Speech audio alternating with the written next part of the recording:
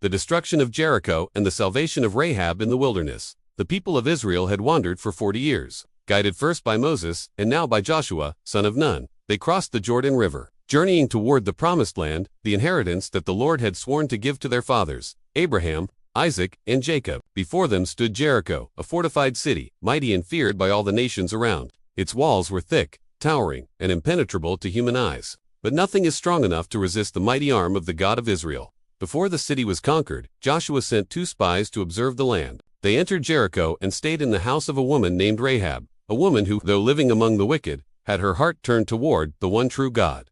When the king of Jericho heard that Israelite men had entered the city, he ordered that they be captured. But Rahab, with courage and faith, hid the spies beneath stalks of flax on her roof, and helped them escape through the window of her house, which was built upon the city wall. She declared before them, "I know that the Lord has given you this land, for the Lord your God is God in heaven, above, and on the earth below." Rahab, a woman marked by a dark past, became a symbol of faith and redemption. She asked that when Israel took the city, her family might be spared. And the spies promised her, "When the Lord gives us this land, we will deal faithfully with you. Tie this scarlet cord in your window, and your house will be saved." Days later, Joshua and the people of Israel surrounded Jericho. For 6 days, they marched in silence around the city walls, carrying the Ark of the Covenant and sounding the trumpets made of ram's horn. The sound echoed through the valleys, and the hearts of Jericho's inhabitants trembled in fear.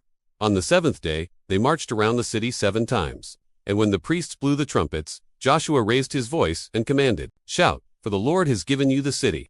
Then, with a thunderous sound that shook the ground, the walls of Jericho collapsed completely.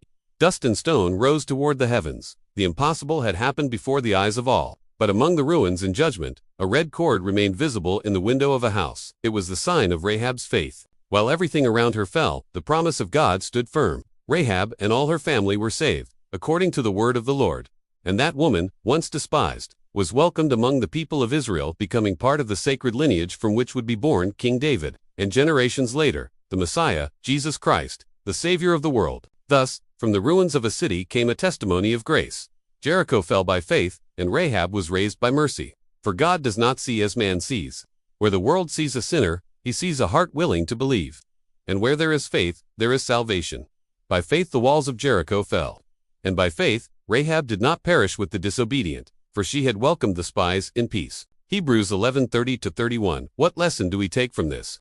That scarlet cord hanging from Rahab's window, a sign of salvation, represents the blood of Christ, shed on the cross of Calvary to save all who believe in his kingdom. Therefore, take part in God's plan of salvation today. And don't forget to leave your like and subscribe to this channel. Vitrine Biblica will return soon, with new revelations from the Word of God.